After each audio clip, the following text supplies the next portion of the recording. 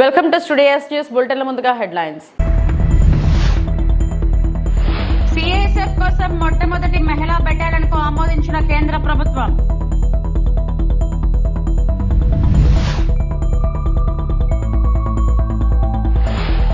తిరుమలలో భారీ వర్షం, భక్తుల ఇబ్బందులు.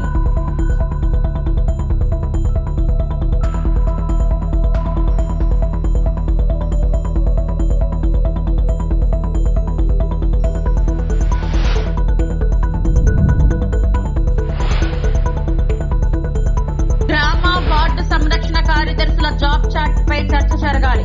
హోంమంత్రి అనిత వెల్లడి.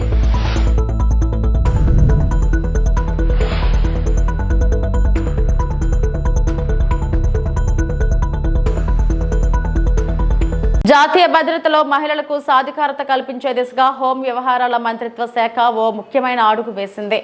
Central industrial security force CISF యొక్క మొదటి ఆల్ ఉమెన్ బెటాలియన్ కు మంత్రిత్వ శాఖ ఆమోదం తెలిపింది. ఈ మహిళరాయి భారతదేశ భద్రతా దళాలలో ఎక్కువ లింగ సమానత్వం దిశగా కీలకమైన ఎత్తుగడను సూచిస్తుంది. 53వ సిఐఎస్ఎఫ్ దినోత్సవం సందర్భంగా మహిళా బెటాలియన్లు ఏర్పాట్లు ప్రతిపాదనకు ప్రారంభమైంది. సిఐఎస్ఎఫ్ దాని సిబ్బందిలో 7% మంది మహిళలుగా ఉన్నారు మరియు మరింత మంది యువతలను చేరేలా ప్రోత్సహించడం లక్ష్యంగా పెట్టుకుంది.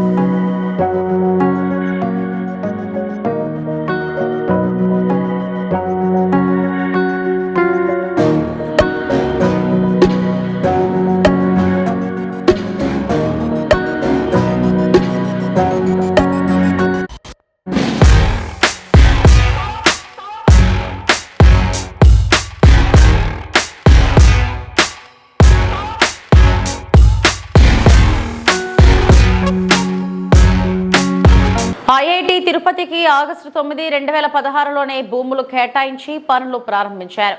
ఎన్ఐటి తాడేపల్లిగూడెంకు ఏప్రిల్ 16, 2016లో 172 ఎకరాలు, విశాఖలో ఐఎంకు ఏప్రిల్ 16, 2016లో 240 ఎకరాలు భూములు, సెంట్రల్ వర్సిటీ అనంతపురానికి ఏప్రిల్ 16, 2016లో 491 ఎకరాలు, ఐషర్కు 255 ఎకరాలు, ట్రిపుల్ ఐటీలకు కూడా భూములు అప్పట్లోనే కేటాయించారు. యుద్ధ ప్రాతిపదికన భూములు కేటాయించడమే కాక కేంద్ర ప్రభుత్వం నుంచి వచ్చే నిధులు, పనుల పురోగతిని ఆనాడు ప్రతి నెలా ముఖ్యమంత్రి సమీక్షించారు. అభివృద్ధి వికేంద్రీకరణలో భాగంగా విభజన చట్టంలో ఉన్న విద్యా సంస్థలను కూడా రాష్ట్రంలోని వివిధ ప్రాంతాల్లో ఏర్పాటు చేయాలని నిర్ణయించారు. పనులను పూర్తి చేసేందుకు చిత్తశుద్ధితో కృషి చేశారు. ఆయా విద్యా సంస్థలకు పెండింగ్ లో ఉన్న రోడ్లు, త్రాగునీరు, ఇతర మౌలిక సదుపాయాల సమస్యలను వెంటనే పరిష్కరించేందుకు కృషి చేస్తామని నారా లోకేష్ వ్యక్తం చేశారు. అధ్యక్ష, మీరు ఒకసారి ఐఐటీలో చూస్తే ఆనాడు తెలుగుదేశం ప్రభుత్వం ఆగస్టు 9, 2016లోనే భూములు కేటాయించి పనులు కూడా ప్రారంభించే విధంగా చేస్తాం జరిగింది. అధ్యక్ష, ఐఎం విశాఖపట్నానికి వచ్చేగల ఏప్రిల్ 16, 2016లోనే ఆనాడు 240 ఎకరాలు భూమి ఇస్తాం జరిగింది. అధ్యక్ష, ఐజర్ పోతే మీరు చూస్తే డిసెంబర్ 17, 2015లోనే 255 ఎకరాలు ప్రభుత్వం ఇస్తాం జరిగింది. అధ్యక్ష, ఇంకా ఎన్ఐటి తాడేపల్లిగూడెంకి వచ్చేగల 172 ఎకరాలు ఏప్రిల్ 16, 2016లో ఇస్తాం జరిగింది. అధ్యక్ష, ఇంకోటి IIIT డిఎం కి వచ్చేగల 151 ఎకరాలు మార్చి 31, 2016లో ఇస్తాం జరిగింది. ఇంకా సెంట్రల్ యూనివర్సిటీ అనంతపురంకి వచ్చేగల సుమారుగా 491 ఎకరాలు ఏప్రిల్ 16, 2016లో ఇస్తాం జరిగింది. అధ్యక్ష, ఇవన్నీ నేను ఎందుకు చెప్తున్నానంటే నాడు యుద్ధ ప్రాతిపదికంగా కేవలం భూములే కేటాయిస్తాం కాదు, పనులు జరుగుతున్నాయి జరగట్లేదా, కేంద్ర ప్రభుత్వం నుంచి రాబట్టాల్సిన నిధులు ఏంటనేది ప్రతి నెల గౌరవ ముఖ్యమంత్రి గారు రివ్యూ చేసేవారు. అధ్యక్ష, మీరు కూడా అధ్యక్ష గతంలో PRRD మంత్రిగా చేశారు. ఉపాధి హామీ అనుసంధానం ఎట్లా చేయాలి, దాని అన్నింటిలో ఎట్లా చేయాలని ఆనాడు ముఖ్యమంత్రి గారు పెద్ద ఎత్తున రివ్యూ కూడా చేశారు. అధ్యక్ష, సో ఇట్లా అన్ని పనులు ఒక పద్ధతి ప్రకారం చేసుకుంటూ పోయాయి. అధ్యక్ష, వాస్తవంగా చెప్పాలంటే సెంట్రల్ ట్రైబల్ యూనివర్సిటీకి వచ్చేగల కొంచెం డిలే అయ్యగల ప్రభుత్వాలు మారినాయి. ప్రభుత్వం మారిన తర్వాత తెలుగుదేశం పార్టీ అధికారులు ఉన్నప్పుడు ఒక భూమి ఐడెంటిఫై చేశాం, కేటాయించాం, కానీ ఎక్కడ రాజకీయంగా క్రెడిట్ వస్తుందని చెప్పి మళ్ళీ వేరే భూమిలోకి షిఫ్ట్ చేశారు. దానివల్ల 5 సంవత్సరాలు కాలయాపన చేశారు. అధ్యక్ష, ట్రైబల్ యూనివర్సిటీ మన ప్రభుత్వ అధికారులకు వచ్చినా చాలా స్పష్టంగా లేదు, ఎక్కడైతే ఫైనలైజ్ చేసో అక్కడనే ముందరికెళ్దామని చెప్పాం. అధ్యక్ష, ఈ సెంట్రల్ ట్రైబల్ యూనివర్సిటీ కూడా యుద్ధ ప్రాతిపదికంగా వచ్చే 2 సంవత్సరాలు పూర్తి చేస్తామని సభకి నేను హామీ ఇస్తున్నా. అధ్యక్ష, పెద్దలు బుచ్చ చౌదరి గారు, బోండోమా గారు చెప్పినట్లు అధ్యక్ష, ఇంకా కొన్ని పెండింగ్ వర్క్స్ ఉన్న విషయం వాస్తవం. అధ్యక్ష, తాగునీరు కానివ్వండి, రోడ్లు కానివ్వండి, ఈ సమస్య ఉన్నాయి. నా దృష్టి కూడా అధికారులు తీసుకొస్తాం జరిగింది. అది తప్పనిసరిగా సంస్థలతో మాట్లాడతాను. ఇంటెక్ కానివ్వండి, మ్యాన్ పవర్ కూడా డిస్కస్ చేసి తప్పనిసరిగా ఎటు టేకప్ చేయాలో చేస్తాం. పెద్దలు బుచ్చ చౌదరి గారు ఏకంగా రాజమండ్రి ఏమైనా చేస్తే బాగుంటుందని కోరటం జరిగింది. అది ఆల్రెడీ ఒక ఆలోచనలో ఉన్నాం. తొందరలోనే మీతో చర్చించి ఎట్లా చేద్దాం అనేది విల్ టేక్ ఇట్. గ్రామ వార్డు సంరక్షణ కార్యదర్శుల జాబ్ ఛార్జిపై చర్చ జరగాల్సిన అవసరం ఉందని హోంమంత్రి అనిత అన్నారు. గత ప్రభుత్వం ఎలాంటి ఆలోచన లేకుండా జీవోలు ఇవ్వడం వల్లే గందరగోళం తలెత్తుతుందన్నారు. గ్రామ వార్డు సంరక్షణ కార్యదర్శులపై ఎమ్మెల్యేలు అడిగిన ప్రశ్నలకు అనిత అసెంబ్లీలో సమాధానమిచ్చారు. లాస్ట్ గవర్నమెంట్ అసలు గుడ్డిగా ఇటువంటి జీవోలు ఇష్యూ చేసిన చెప్పడానికి ఇది ఒక తార్కాణం కింద మనం భావించవచ్చు. అధ్యక్ష, ఆ రోజు 20,000 మంది పోలీస్ డిపార్ట్మెంట్ లో తక్కువ ఉన్నారు, రిక్రూట్మెంట్ చేయాలి అంటే అప్పుడున్న మేధావులు ఉన్నారు కదా అధ్యక్ష, చాలా మంది మేధావులు డబ్బులు ఇచ్చుకుని పెట్టుకున్నాడు కదా, ఆ మేధావులందరూ కలిపి ఆల్రెడీ 12,000 మంది వీళ్ళు పనిచేస్తున్నారు కదా, వీళ్ళని మనం పోలీసుల కింద కన్వర్ట్ చేసేస్తే వాటిని తగ్గించి వచ్చని ఒక ఉచిత సలహా పడేశారు. అధ్యక్ష, ఈ రోజు వీళ్ళ పరిస్థితి ఏమైపోయిందంటే వీళ్ళకి జీతం ఇచ్చేదేమో ఎంపీడీఓ, లీవ్ ఇచ్చేదేమో ఎంపీడీఓ, మళ్ళా తిరిగి ఒకవేళ ట్రాన్స్ఫర్ అవ్వాలంటే డిపార్ట్మెంట్ కలెక్టర్ దగ్గరికి వెళ్ళాలి. అధ్యక్ష, వీళ్ళు పోలీస్ డిపార్ట్మెంట్ కి సంబంధించిన వాళ్ళ కింద ఉంచాలా, లేకపోతే ICDS లో మనం పంపించుకోవాలా, వేరే ఎవరికైనా ఏదైనా జాబ్ చార్ట్ ఇచ్చి సపరేట్ గా వీళ్ళు ఏదైనా మనం చేయాలా అనేది ఆలోచన చేసుకోవడానికి గౌరవ సభ్యులు ఎవరైనా లిఖితపూర్వకంగా మాకు సూచనలు సలహాలు ఇచ్చినా దాన్ని బేస్ చేసుకుని అదేవిధంగా మనం డిపార్ట్మెంట్ వాళ్ళతో కూడా చర్చించి యాజ్ ఎర్లీ యాజ్ పాసిబుల్ ఒక జాబ్ చార్ట్ ఇస్తామని చెప్పి తెలియజేసుకుంటున్నాను. అధ్యక్ష,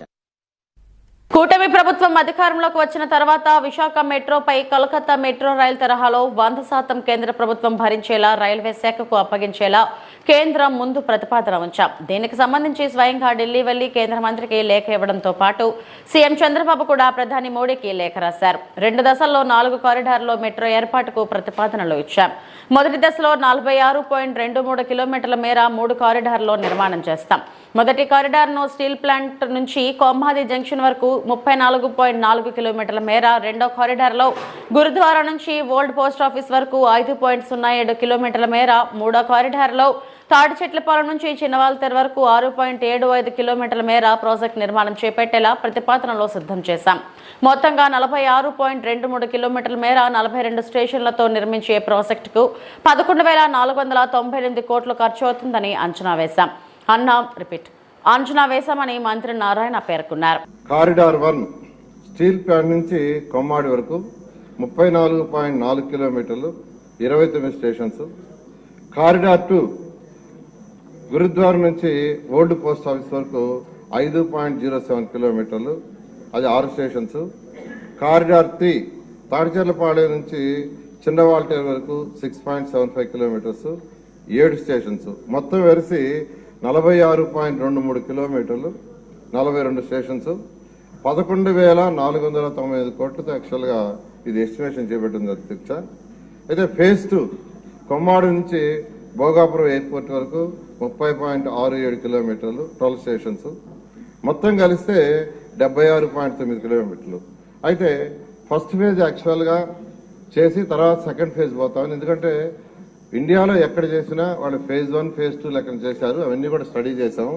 దాని మీద ఫేజ్ 1 యాక్చువల్గా శాంక్షన్ చేయమని కేంద్ర ప్రభుత్వాన్ని అడగటం జరిగింది అధ్యక్ష. ఇక్కడ రీసెంట్గా ఈ యొక్క ఎన్డీఏ ప్రభుత్వంలో ఉన్న విశాఖపట్నంలో ఉన్న నాయకులందరూ యాక్చువల్గా డిస్కస్ చేసి వాళ్ళు ఒక ప్రపోజల్ అడిగారు అధ్యక్ష. ఏదైతే ఇప్పుడు యాక్చువల్గా ఈ మెట్రో లైన్ పోతుందో అక్కడ ఎక్కువ జంక్షన్స్ వస్తున్నాయి, క్రాసింగ్స్ వస్తున్నాయి. క్రాసింగ్స్ రావటం వల్ల ప్రతి క్రాసింగ్ దగ్గర ఫ్లైఓవర్ వేస్తే ఫ్యూచర్లో అది అప్ అండ్ డౌన్స్ వస్తుంది. ఎందుకంటే హైదరాబాద్లో సికింద్రాబాద్ రోడ్లు వేశారు, ఫ్లైఓవర్ దాని పక్కనే ఫ్లైఓవర్, అంటే ఇలా దిగి మళ్ళా ఇలా ఎక్కటం. అలాంటి ప్రాబ్లమ్స్ రాకుండా ఉండటానికి, జంక్షన్లో ట్రాఫిక్ బ్లాక్ కాకుండా ఉండటానికి అక్కడ ఎన్నాడ, హనుమంతవాక, మద్దెలపాలెం, విప్రో జంక్షను, గురుద్వారా, అక్కాయపాలెం, తాడ్చెల్లిపాలెం వీటిలో 14 కిలోమీటర్లు 8 స్టేషన్స్. అదేవిధంగా గాజువాక స్టీల్ ప్లాంట్ ఈ 2 జంక్షన్స్ దగ్గర 4.7 కిలోమీటర్లు, 2 ఫ్లైఓవర్లు, 2 లెవెల్ మెట్రో. 2 లెవెల్ మెట్రో అంటే ఫస్ట్ లెవెల్లో 4 లైన్ రోడ్డు ఉంటుంది, 8 మీటర్స్ హైట్. సెకండ్ లెవెల్లో మళ్ళా అనదర్ 8 మీటర్స్ మెట్రో ఉంటుంది.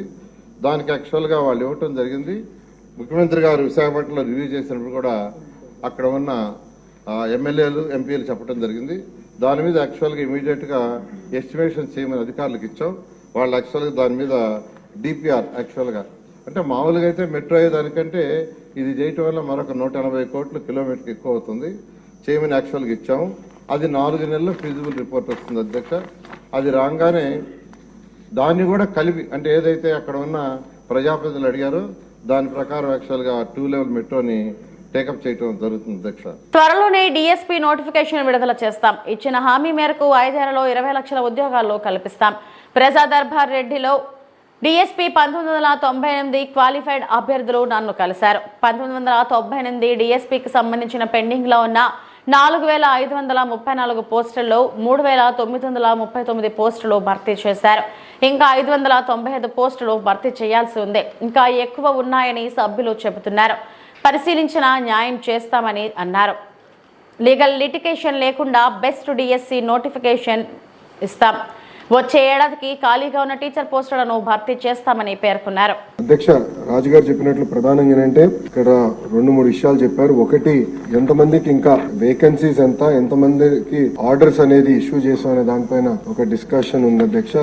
గత ప్రభుత్వం నోటిఫై చేసిన వేకెన్సీస్ 4534 అధ్యక్ష. దాంట్లో అపాయింట్మెంట్ ఆర్డర్స్ ఇప్పటికి ఇచ్చింది 3939, అంటే సుమారుగా ఒక 600 వేకెన్సీస్ ఉన్నాయి. గౌరవ సభ్యులు ఇంకెక్కువ ఉన్నాయన్నారు అధ్యక్ష. ఆ వివరాలు నేను తీసుకుని దాన్ని ఎట్లా టేకప్ చేయాలో చేస్తా అధ్యక్ష. రెండోది వచ్చేగల పెద్దలు అన్నట్టు రిటైర్మెంట్ బెనిఫిట్స్ అనేది ఫస్ట్ ఎంటీఎస్ కి ఉండదు, సో అది వర్తించదు అధ్యక్ష. ఇంకో పక్కన ఏంటంటే రిటైర్మెంట్ ఏజ్ వచ్చేగల ఎగ్జిస్టింగ్ ఎంటీఎస్ రూల్స్ అనేది 60 సంవత్సరాల ఉంది అధ్యక్ష. సో అది గౌరవ సభ్యులు కోరారు. అది నేను అధికారులతో చర్చించి మాకు గౌరవ ముఖ్యమంత్రి గారితో రివ్యూ మీటింగ్ అయినప్పుడు అది ఎట్లా టేకప్ చేయాలో అది కూడా డిస్కస్ చేస్తాను అధ్యక్ష. అధ్యక్ష, మీరు చూస్తే చాలా స్పష్టంగా నేను చెప్పదలుచుకుంది ఏంటంటే 1998 డిఎస్సీలో 22,542 పోస్టులు శాంక్షన్ అవుతే ఫిల్ అయింది 18,008 పోస్టులు, అంటే పెండింగ్ 4,534 పోస్టులు క్యారీ ఫార్వర్డ్. దాంట్లో 3,939 పోస్టులు ఎంటీఎస్ ద్వారా అపాయింట్మెంట్ అయింది. మిగిలింది 595 పోస్టులు అధ్యక్ష. ఫస్ట్ ఆ నంబర్ వస్తాం అధ్యక్ష. దెన్ బ్యాలెన్స్ మీరు చెప్పినట్లు ఎట్లా టేకప్ చేయాలో గౌరవ ముఖ్యమంత్రి గారితో చర్చించి టేకప్ చేస్తాం. మీరు అన్నట్టు పాదయాత్రలో కూడా 1998 డిఎస్సీ మెంబర్స్ నన్ను కలిశారు. గత 5 నెలల్లో కూడా ప్రజా దర్బార్ లో కూడా నేను కలుస్తాం జరిగింది. సో సబ్జెక్ట్ నాకు అవగాహన ఉంది అధ్యక్ష. ఒక పద్ధతి ప్రకారం ఇది ముందలు తీసుకెళ్తాం. అంతేకాకుండా అధ్యక్ష, నిరుద్యోగ యువకులు ఒక హామీ వదలుచుకున్నాను అధ్యక్ష. నేను అధికారులు కూడా నేను చెప్పింది ఏంటంటే అసలు డిఎస్పీ పైన గతంలో ఎన్ని కేసులు పడినాయి, దేని వల్ల పడినాయి, ఎందుకంటే ప్రభుత్వం మనమే మేజర్ లిటిగెంట్ అవుతున్నాం, అట్లా కాదు. గతంలో పడిన కేసులన్నీ స్టడీ చేయండి, స్టడీ చేసి ఇప్పుడు ఇచ్చే డిఎస్సి నోటిఫికేషన్ పకడ్బందీగా ఇవ్వండి, అందరికి ఆమోదమైన డిఎస్సి నోటిఫికేషన్ ఇవ్వాలి. ఇది మళ్ళీ ఒక లీగల్ లిటిగేషన్ లోకి వెళ్ళకూడదు అని చాలా స్పష్టంగా నేను చెప్తాం జరిగింది. అధికారులు కూడా చాలా టైం పెట్టారు దానిపైన అధ్యక్ష. మీ అందరి సహకారంతో one of the best notification త్వరలో మేము ఇవ్వబోతున్నాం. యుద్ధ ప్రాతిపదికంగా పెండింగ్ ఉపాధ్యాయ పోస్టులని కూడా వచ్చే సంవత్సరంలో మేము భర్తీ చేస్తాం. టీడీపీ పోస్టులపై ఎందుకు ప్రశ్నించడం లేదు అంటూ అంబటి రాంబాబు ఫైర్ అయ్యారు. మాజీ మంత్రి అంబటి రాంబాబు కీలక వ్యాఖ్యలు చేశారు. పోలీసులను అడ్డుపెట్టుకుని చంద్రబాబు కావాలని వైసీపీ సోషల్ మీడియా యాక్టివిస్టులను తొక్కేస్తున్నారని ఆరోపించారు. ఈ క్రమంలోనే తమ పార్టీ యాక్టివిస్టులు పెట్టిన పోస్టులపై కేసులు పెట్టి ఇబ్బందులకు గురి చేస్తున్నారని మండిపడ్డారు. టీడీపీ యాక్టివిస్టులు తమ పార్టీ నేతలపై పోస్టుల గురించి ఎందుకు పట్టించుకోవడం లేదని ప్రశ్నించారు. తనపై విడదల రజనీపై అసభ్యకరమైన పోస్టులు పెట్టిన వారిని ఇప్పటి వరకు ఎందుకు అరెస్టు చేయలేదని నిలదీశారు. నూజివీడు పోలీసులు అరెస్టు చేసిన రాజశేఖర్ రెడ్డిని 24 గంటల్లో కోర్టు ముందు హాజరుపరచాలని చెప్పారు. లేని పక్షంలో న్యాయపరంగా ముందుకు వెళ్తామని తెలిపారు. అయితే హోంమంత్రి అనితపై అసభ్యకరమైన పోస్టులు పెట్టారంటూ సత్తెనపల్లి నియోజకవర్గం నెకరకల్లు గ్రామానికి చెందిన రాజశేఖర్ రెడ్డిని పోలీసులు అరెస్టు చేసిన సంగతి తెలిసిందే. అవమానంగా ఉంది.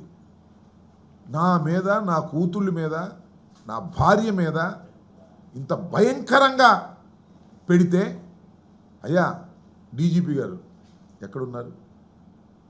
ఆల్ ఐఏఎస్ ఆఫీసర్స్ ఏం చేస్తున్నారు? మా మీద పెట్టొచ్చా?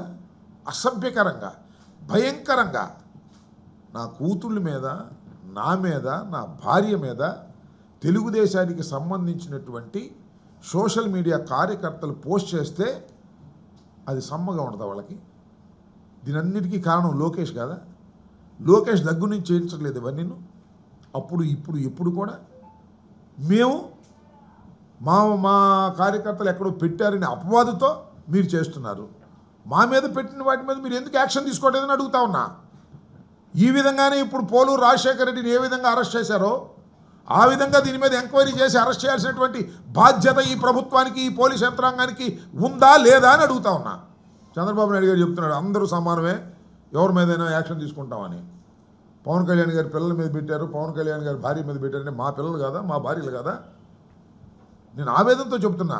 పవన్ కళ్యాణ్ గారి మీద పెట్టింది రైట్ అని నేను అంటలా. 100% తప్పు. Take an action. ఎవరి మీద పెట్టిన యాక్షన్ తీసుకోండి. మీరు ఏం చేస్తున్నారంటే ఇండైరెక్ట్గా మా సోషల్ మీడియాని తొక్కేయాలని, వాళ్ళ సోషల్ మీడియాని రైజ్ చేయాలని వాళ్ళు మీ ఇష్టం వచ్చినట్టుగా మీరు పోస్టులు పెట్టండి. అంబటి రాంబాబు గారి మీద, జగన్మోహన్ రెడ్డి గారి మీద, వాళ్ళ మీద, వీళ్ళ మీద, వాళ్ళ భార్యల మీద, వీళ్ళ భార్య మీద మీరు పెట్టేసుకోవచ్చు. వాళ్ళు ఏదైనా ఎక్కడైనా పెట్టినా పెట్టకపోయినా అవన్నీ మార్ఫింగ్ చేసి కూడా మేము వాళ్ళ మీద కేసులు పెడతాం అనేటువంటి పరిస్థితులకు ఉన్నారు. నేను మనవి చేస్తున్నా, ఇవాళ ఇంతమంది మీద కేసులు పెట్టారు కదా, ఒక్కటి కూడా రుజువు చేయలేరు కోర్టుల్లో. ఒక్కటి కూడా రేపు కోర్టులో విచారణలో ఒక్కటి కూడా నిలబడదని కూడా మనం చేస్తున్నాం. ఎందుకంటే అన్ని ఫ్యాబ్రికేటెడ్. కాబట్టి దీన్ని ప్రజలు అర్థం చేసుకోవాలని అన్ని సమస్యలు పోయినాయండి. ఇవాళ ఇసుక సమస్య పోయింది, సూపర్ 6 పోయింది, రాష్ట్ర అభివృద్ధి పోయింది. ఉన్నంత ఏంటంటే సోషల్ మీడియా అరెస్ట్ చేయడం, లోపల పెట్టడం, కొట్టడం. అసెంబ్లీ ఏం జరుగుతుందో కూడా ఆలోచించడం. అన్నీ ఇవే పనులు. వాళ్ళకు ఉన్నటువంటి ఎల్లో మీడియాలో ఫ్రంట్ పేజీలో ఎల్లో మా మీద సైకోలు అంటారు, మేము సైకోలం. మరి వీళ్ళు ఎవరండి? వీళ్ళు మాట్లాడిన వీళ్ళు సైకోలు కదా? వీళ్ళు సైకోలు కదా? వీళ్ళు చాలా సంఘ సంస్కర్తలా? తెలుగుదేశం వాళ్ళు సైకోలు కదా వీళ్ళు? ఈ సైకోలన్నీ మీరు పెంచి పోషిస్తారా? మేము పెట్టకపోయినా పెట్టినట్టుగా రేపు పెట్టి మమ్మల్ని సైకోలని ముద్రీకరిస్తారా? ఇది ధర్మం కాదు. చంద్రబాబు నాయుడు గారు, నేను మనవి చేస్తున్నా, మీరు చాలా హద్దులు దాటి, అంటే మీరు ముఖ్యమంత్రిగా ఉన్నాం కాబట్టి ఏదైనా జరిగిపోద్ది, నాకు మీడియా సపోర్ట్ బాగా ఉంది, నాకు అంతా మీడియా సపోర్ట్ చేస్తుంది కాబట్టి నేను ఏం చెప్పినా అది ఫ్రంట్ పేజీలు వేస్తున్నారు, వాళ్ళ వాయిస్ రావట్లేదు, వాళ్ళ మీద వేదనలు బయటకు రావట్లేదని మీరు అనుకుంటున్నారేమో. కలకాలం ఇలా ఉండదు. మీరు తప్పు చేస్తున్నారు చంద్రబాబు నాయుడు గారు. ఇప్పటికైనా వాస్తవాలను తెలుసుకునేటువంటి కార్యక్రమం చేయండి. పోలీసు వారి మీద విపరీతమైన ఒత్తిడి చేసి వారి మీద, మా మీద కేసులు పెట్టే కార్యక్రమం చేస్తున్నారు. పాపం పోలీసులను చూస్తే జాలేస్తుంది. వాళ్ళు విలవిల్లాడిపోతున్నారు. పెట్టకపోతే ఒకటి, పెడితే ఒకటి. పెడితేనేమో మళ్ళా జగన్మోహన్ రెడ్డి గారి ప్రభుత్వం వస్తుందేమో, వాళ్ళు మా మీద కేసులు పెడతారని వాళ్ళు భయపడుతున్నారు. పెట్టకపోతేనేమో అది తీసుకెళ్ళి నాన్ ఫోకల్లోనో లేకపోతే విఆర్ అంటారు, విఆర్లోనో పడేసి అక్కడే కూర్చోబెడతారనేటువంటి భయంతో పాపం పోలీస్ వ్యవస్థలో ఉన్నటువంటి సిన్సియర్ పోలీస్ ఆఫీసర్లు కూడా భయపడుతున్నారు. అయ్యా మీరు భయపడకండి, నీతిగా నిజాయితీగా ఉండండి. మీకు సాక్ష్యాధారాలు ఉంటే కేసు పెట్టండి, కోర్టులో ప్రొడ్యూస్ చేయండి తప్ప 24 అవర్స్ దాటి అట్టి పెట్టుకోవద్దు. 24 అవర్స్ దాటి అట్టి పెట్టుకోకుండా ప్రొడ్యూస్ చేసి మీకు ఇన్వెస్టిగేషన్లో కావాల్సితే కోర్టుకు వెళ్ళి మళ్ళీ కస్టడీలోకి తీసుకోవచ్చు. అలా కాకుండా ఆ రవీంద్రని, ఏది మన కడపలో ఉన్న రవీంద్రని చిత్తగొట్టేశారు. కొడితే ఆయన మ్యాజిస్ట్రేట్ ముందు చెప్పారు. రాత్రి 12 గంటలకు తీసుకెళ్లి మ్యాజిస్ట్రేట్ ముందు ప్రొడ్యూస్ చేస్తే ఈ has given a statement. Kodangal మాజీ ఎమ్మెల్యే నరేందర్ రెడ్డి అరెస్టును కారాస కార్యనిర్వాహక అధ్యక్షుడు కేటీఆర్ ఖండించారు. ఈ మేరకు ఎక్స్ వేదికగా పోస్టు చేశారు. ప్రజలు చేసిన తిరుగుబాటును బారాసాకు ఆపాదించే కుట్ర చేస్తున్నారని ఆరోపించారు. ప్రస్తుత ప్రభుత్వ హయాంలో కార్యకర్తలతో మాట్లాడిన నేతలను అదుపులోకి తీసుకుంటున్నారన్నారు. ప్రజా తిరుగుబాటు అణచివేతకు అప్రజాస్వామిక చర్యలకు దిగారని ఆగ్రహం వ్యక్తం చేశారు. ప్రభుత్వాన్ని ప్రశ్నిస్తే అక్రమ అరెస్టులు తప్పవని బెదిరిస్తున్నారని దుయ్యబట్టారు. తమను భయపెట్టాలని చూస్తే అది మూర్ఖపు చర్యే అవుతుందన్నారు. సీఎం రేవంత్ రెడ్డి అప్రజాస్వామిక చర్యలపై పోరాటం కొనసాగిస్తుందని తెలిపారు. ఎంత అణిచివేసే ప్రయత్నం చేస్తే అంతగా పోరాటం చేస్తామన్నారు. లగచర్లలో అరెస్టు చేసిన రైతులను విడుదల చేయాలని కేటీఆర్ డిమాండ్ చేశారు. అని ఒక మాట, ఒక చోట కాదు 20 చోట్ల పెడతాం. ఫార్మా సిటీ కాదు, మేము కేసీఆర్ ఫార్మా సిటీ అన్నాడు కదా, నేను సేమ్ పేరు పెడితే బాగుండదు అనుకొని ఫార్మా విలేజ్, సిటీ అన్నాడు కాబట్టి విలేజ్ అని చెప్పి ఓ పేరు మార్చిండు. కేసీఆర్ అనేవాళ్ళు ఉండొద్దు కదా, మార్చి 20 చోట్ల ఫార్మా విలేజ్లను డిక్లేర్ చేసిండు. ఒక చోట మేము స్థలం సేకరించడానికి కారణం ఏంటి అంటే మాకు తెలియక కాదు, మాకు పరిజ్ఞానం లేక కాదు, మేము ఆలోచించి అర్థం చేసుకొని హైదరాబాద్ భవిష్యత్తు దృష్టిలో పెట్టుకొని తెలంగాణ భవిష్యత్తులో కూడా లైఫ్ సైన్సెస్ సెక్టర్లో లీడర్గా ఉండాలి. ఈ 2030వ సంవత్సరం కల్లా 100 బిలియన్లు కాదు $200 బిలియన్ పెట్టుబడి తెలంగాణకు తేవాలి. ఈ లైఫ్ సైన్సెస్ సెక్టర్లోనే 4-5 లక్షల మంది పిల్లలకు కొలువులు ఇవ్వాలి, ఇంకా విస్తరించాలన్న ఉద్దేశంతో అంతర్జాతీయ ఫార్మా యూనివర్సిటీ, అందులోనే అవసరమైతే ఒక ఎయిర్ స్ట్రిప్, అందులోనే లివ్ వర్క్ లెర్న్ ప్లే అంటూ ఇట్లా ఒక మంచి ఆలోచనతో ప్రపంచ దేశాలని ఊరికేనే కాదు. ఈరోజు చీఫ్ సెక్రటరీగా ఉన్న శాంతి కుమారి గారు ఆ రోజు ముఖ్యమంత్రి గారి కార్యాలయంలో చేజింగ్ సెల్కి ఇన్ఛార్జ్గా ఉన్నారు. చేజింగ్ సెల్ అంటే ఇన్వెస్ట్మెంట్ ప్రమోషన్ సెల్, ఇన్వెస్ట్మెంట్ని ఆకర్షించడానికి, ఇన్వెస్ట్మెంట్ని చేజ్ చేయడానికి పెట్టిన ఒక సెల్. దానికి ఇన్ఛార్జ్గా శాంతి కుమారి గారు సెక్రటరీ టు చీఫ్ మినిస్టర్గా ఉన్నారు అన్నాడు, principal secretary to chief minister. ఆ మేడం ఆధ్వర్యంలో మా ఇండస్ట్రీ సెక్రటరీని ఐర్లాండ్కి, తర్వాత ఇంకా ఇతర ఫార్మా స్థావరాలు ఎక్కడెక్కడైతున్నాయో అన్ని చోట్లకు పంపారు. ఒక 5-6 దేశాలు పోయినారు వాళ్ళు, నాకు గుర్తు రావట్లేదు, ఐర్లాండ్, సింగపూర్, ఇంకెక్కడెక్కడో పోయారు. మేము పోలేదు, అధికారులు పోయారు. వాళ్ళని కూడా తిప్పి ఎట్లా పెట్టాలి మనం ఫార్మా అని చెప్పి ఆలోచన చేసి హైదరాబాద్ ఫార్మా సిటీకి మేము అంకురార్పణ చేయడం జరిగింది. కాకపోతే ఎలక్షన్ తర్వాత మొదలు పెడదాం, ఎందుకంటే అప్పటికే మొత్తం 13-14 ఎకరాలలో కామన్ ఫెసిలిటీస్ పోను ఒక నికరంగా 8,000 పైచిలకు ఎకరాలు మిగులుతోంది. దాన్ని ఎట్లా వినియోగించాలి అన్నప్పుడు డిమాండ్ చాలా ఎక్కువ ఉండే. చిన్న కంపెనీలు, పెద్ద కంపెనీలు అందరూ 200 ఎకరాలు కావాలి, 300 ఎకరాలు కావాలని ముందుకు వచ్చినారు. సో మేము ఆలోచనతో అక్క వాళ్ళు కూడా, సబితక్క, మంచిరెడ్డి కిషన్ రెడ్డి గారు వచ్చి, అన్న మరి యూనిట్లు పోతున్నాయని కేసీఆర్ గారికి చెప్పారు.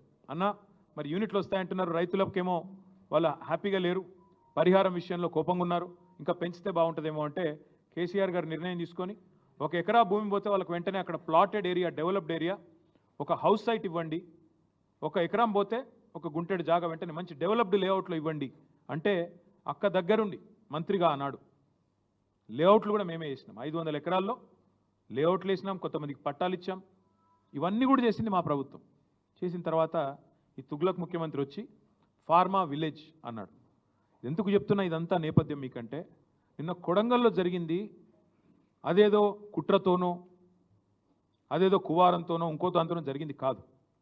ఈ ముఖ్యమంత్రి యొక్క అనాలోచిత మూర్ఖ తుగ్లక్ విధానాల వల్లనే ఇవాళ ఒక్క కొడంగల్లో కాదు, మొన్న సంగారెడ్డి జిల్లా న్యాల్కల్ అక్కడ కూడా గొడవ జరిగింది. అక్కడ కూడా రైతులు మా భూములు ఇవ్వమని చెప్పి రోడ్డు ఎక్కినారు.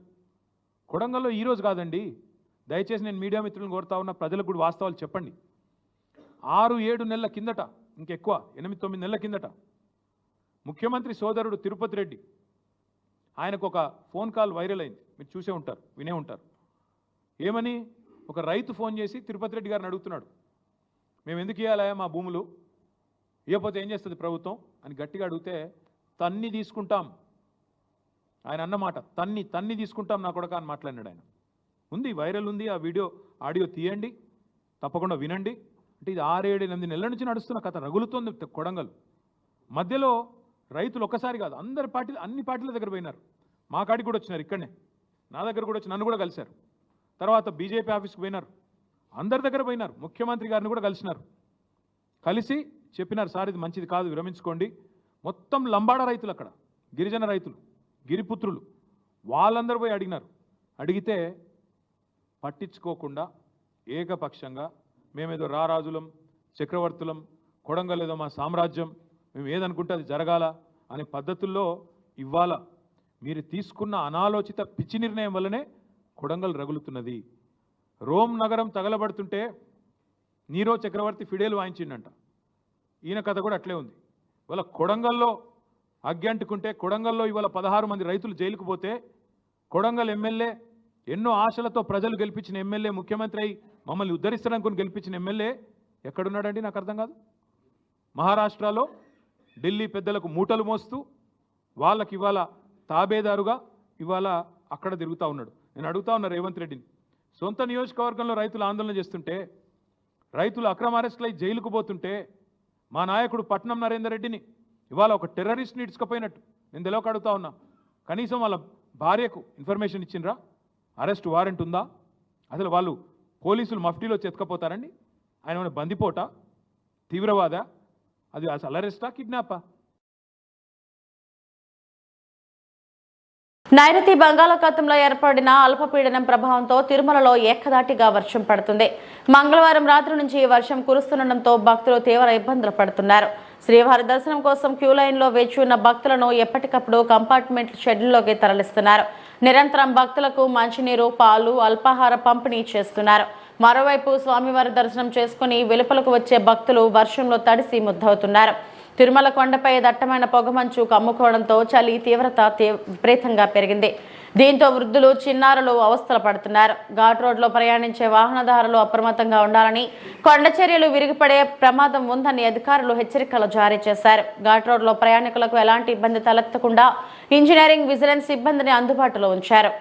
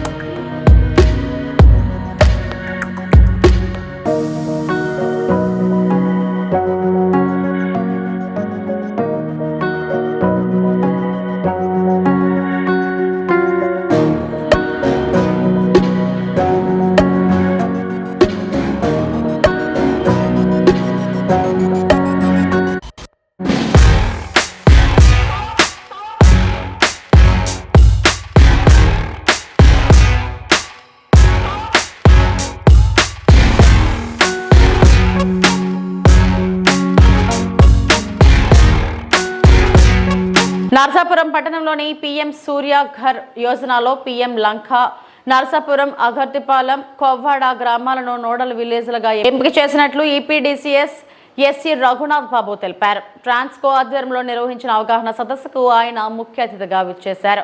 సోలార్ను ఏర్పాటు చేసుకోవడం వల్ల కలిగే ప్రయోజనాలు, ప్రభుత్వం, బ్యాంకులు అందించే రుణాలపై వినియోగదారులకు అవగాహన కల్పించారు.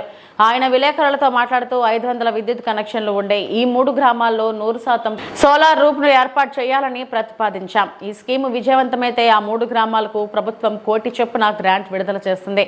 కిలోవాట్కు 30,000, 2 కిలోవాట్లకు 60,000, 3 కిలోవాట్కు 75,000 వినియోగదారుడు చెల్లించాలి. ప్లాంట్ ఏర్పాటు చేసిన తర్వాత సబ్సిడీ వినియోగదారుల ఖాతాల్లో జమ అవుతుంది. జిల్లాలో సోలార్ రూఫ్కు 8,000 మంది దరఖాస్తులు చేసుకున్నారు. ఇప్పటి వరకు 250 మందికి సబ్సిడీపై సోలార్ ప్లాంట్లు అందించాం.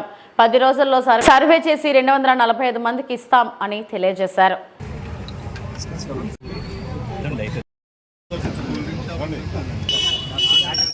మనం ఈరోజు మీట్ అయినందుకు ఈ పిఎం సూర్య గారు వాళ్ళ ప్రధానమంత్రి గారి పథకం ప్రజల్లోకి తీసుకెళ్ళటానికి అమోఘంగా పబ్లిసిటీ ఇవ్వడానికి మనం ఏర్పాటు చేసుకున్నాము. దీంట్లో ఏంటంటే సోలార్ రూఫ్ టాప్ పథకాన్ని వినియోగదారులకు అందుబాటులో తీసుకెళ్ళటానికి మనం సబ్సిడీ రూపేణ కిలోవాట్కి 30,000 రూపాయలు చొప్పున సబ్సిడీ ఇవ్వటం జరుగుతుంది. 2 కిలోవాట్లకి అయితే 60,000, 3 కిలోవాట్లకి అయితే 78,000. ఇది సబ్సిడీ రూపేణా కన్జ్యూమర్కి ఇమీడియట్గా బ్యాంక్ అకౌంట్లో రెమిటెన్స్ అయ్యేటట్టుగా చేస్తున్నాము. అలాగే సూరి గారు ప్రభుత్వం ఇండియన్ గవర్నమెంట్ ప్రెస్టీజియస్ ఇష్యూగా తీసుకున్నారు. పేదలకు కానీ కన్జ్యూమర్స్ అందరికీ అందుబాటులో ఉండేటట్టుగా వారి ప్రభుత్వ హయాంలో పేదలకి 200 యూనిట్లు ఫ్రీ పథకం అమలు చేయటానికి వెసులుబాటు కల్పించే విధంగా మనం ఈ సోలార్ రూఫ్ టాప్ పథకాన్ని ఇంప్లిమెంట్ చేయడం జరుగుతుంది. ఇక్కడ మన నరసాపురం టౌన్లో మనం ఈ డెమాన్స్ట్రేషన్ కానివ్వండి, అప్లికేషన్స్ రిజిస్టర్ చేయడం కానివ్వండి ఇక్కడ ఏర్పాటు చేసుకున్నాం. ఈ పథకంలో అందరూ కూడా పాలుపంచుకొని ఈ పథకాన్ని ఇంప్లిమెంట్ చేసి మన ఇంటి ఖర్చుల నిమిత్తము మన ఆదాయం చేకూర్చుకోగలుగుతామని తెలియజేస్తున్నాను. మన వెస్ట్ గోదావరి జిల్లాకి 8,000 వరకు అప్లికేషన్లు రిజిస్టర్ చేయడం జరిగింది. అలాగే 500 మంది సోలార్కి రిజిస్ట్రేషన్ చేసుకుని తర్వాత డబ్బులు పే చేయడం కూడా జరిగింది. వాళ్ళకి సోలార్ రూఫ్ టాప్ 255 మందికి మనం ఏర్పాటు చేసాం. ఈ పథకంలో వాళ్ళు సబ్సిడీ కూడా తీసుకున్నారు. అలాగే ఇంకా 245 మంది పే చేసి వాళ్ళ ఇన్స్టలేషన్ మన వెండర్స్ ఎవరైతే ఉన్నారో వాళ్ళందరూ కూడా ఇన్స్టలేషన్ ప్రొసీజర్లో నడుస్తుంది. వాళ్ళందరికీ కూడా మనం 10 రోజుల్లో ఇన్స్టాల్ చేసి అవి కూడా సర్వీసు సింక్రనైజ్ చేయడం జరుగుతుంది. ఈ పథకంలో ఏంటంటే మనం రిజిస్ట్రేషన్స్ పెంచగలిగితే ఎనర్జీ సేవింగ్ అలాగే కన్జ్యూమర్కి ఆదాయం చేకూరుతుంది. దీనికి అందరూ కూడా సహకరించవలసిందిగా కోరుతున్నాం. జిల్లాకి 50,000 వరకు అప్రాక్సిమేట్గా వస్తుందండి. వాళ్ళ స్టేట్కి లక్షల ప్రోగ్రామ్ ఉంది స్టేట్కి. అలాగే జిల్లాకి వేసుకుంటే 1,00,000 వరకు వస్తుంది. సో మనం అది ప్రమోట్ చేయగలిగితే మనకి కన్జ్యూమర్స్ 8 లక్షల చిల్లర కన్జ్యూమర్స్ ఉన్నారు మనకి సర్వీసెస్. వాళ్ళల్లో 1/8 వేసుకున్న 1,00,000 ప్రమోట్ చేయగలిగితే మనకి ఎనర్జీ సేవింగ్ చాలా ఎక్కువ జరుగుతుంది. ఇవి ఇప్పటివరకు నా బులెటిన్ అప్డేట్స్. నమస్తే.